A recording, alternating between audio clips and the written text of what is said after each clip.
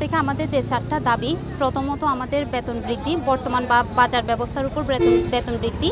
দ্বিতীয়ত হচ্ছে আমাদের শনিবার বন্ধ, যেটা সরকারিভাবে ঘোষিত, শুক্র শনি বন্ধ। আর তৃতীয়ত হচ্ছে প্রভিডেন্ট ফান্ড। আর চতুর্থত হচ্ছে আমাদের হচ্ছে ইন্স্যুরেন্স। হ্যাঁ, তো এখন আমরা এই 4টা দাবি নিয়ে আমরা এনরুটকে অনেকভাবে ফর্মালি মেল চালাচালির মাধ্যমে ওনাদেরকে আমরা জানিয়েছিলাম, বিগত 2 মাস ধরে জানিয়েছি, এবং ওনারা আমাদেরকে আসলে তেমন আশানুরূপ কোনো ফলাফল ওনারা আমাদেরকে দেয়নি, প্রথম কথা।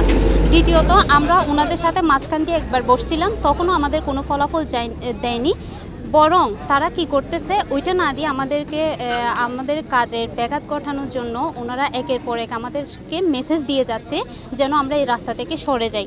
আর দ্বিতীয়ত এনরুট যখন আমাদের এই দাবিগুলো মেনে নেয়নি, তখন আমরা কি করছি, আমরা এই কর্মবিরতিতে নামছি না। আমাদের দাবিগুলো মেনে নেয়, ওনারা আমাদের এমন একটা প্ল্যাটফর্ম ক্রিয়েট করে দেয় যেন আমরা আমাদের দাবিগুলো একটু তাদেরকে বলতে পারি। আর আইএমের সাথে আমরা কেন বসলাম, এটা এনরুটই আমাদেরকে বলে দিয়েছে যে আমরা ম্যানেজমেন্ট না, আইএম থেকে মূলত এগুলো করা হয়, এটা বলে দিয়েছে এনরুট থেকে, যার কারণে আমাদের আইএমের সাথে আমাদের রিচ করা। আর আমরা আইএমকে সুন্দর করে বলার পর ওনারা আমাদের ফিল্ডে না গিয়ে ওনারা লক বেজে অফিসটায় আওয়ার পর্যন্ত ওনারা অবস্থান করেছে শান্তিপূর্ণভাবেই। আর তৃতীয় দিন আমরা যেহেতু আইএম এত কিছুর পরেও না এনরুট না আইএম আমাদেরকে কোনো ধরনের প্ল্যাটফর্ম দিচ্ছিল না, তখন আমরা কি করছি, আজকের কর্মসূচি তো আপনারা দেখতেছেন, যৌক্তিক দাবিগুলো দিয়েছি, দাবি করেছি। আপনারা হয়তো খেয়াল করবেন বর্তমান বাজার ব্যবস্থা অনুযায়ী আমাদের একজন ফ্যাসিলিটেটরের স্যালারি হচ্ছে 23,000। হ্যাঁ, তার মধ্যেও স্ল্যাব অনুযায়ী অনেক ডিফারেন্স আছে। আর ইউএন স্টাফ বলেন আর এনরুট বলেন সবার স্যালারি কিন্তু ইনক্রিজ হয়।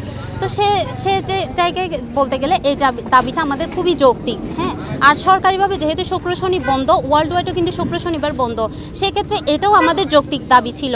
কিন্তু ওনারা চাইলে এত কিছু না করে আমাদের সাথে বসতে পারতেন।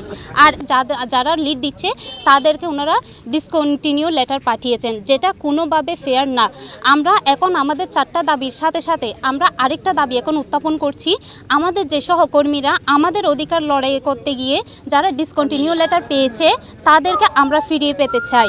আর আমাদের ইন্টারনাল ম্যানেজমেন্ট থেকে ডিসিশন নেওয়া হয়েছে, কয়জনকে করা হয়েছে, প্রসঙ্গ হয়তো 10-12 জন এরকম হতে পারে, আমি শিওর বলতে পারতেছি না। যারা কর্মবিরতিতে আছে তাদেরকে অনেক আগে জানানো হয়েছে এবং তাদের সাথে বিভিন্ন সময় বিভিন্নবার বসা হয়েছে। তাদেরকে লাস্ট রোববারও তাদের রাত্রি লেগে গেছিল আন্দোলন করতে, ওইখানে তাদেরকে বসার জন্য অনুরোধ করা হয়েছে, তারা কথাই শুনতে চায় না আর কি, মানে তারা বসতে চায় না। এনরুটের অধীনে আইএমের অধীনে আমরা কাজ করি। এনরুট আমাদেরকে কোনো ধরনের সুরক্ষা দিতে পারে না। আমরা একটি এখানে একত্রিত হয়ে আমরা আমাদের একটি ন্যায্য অধিকারের কথা বলেছিলাম। আমাদেরকে স্যালারি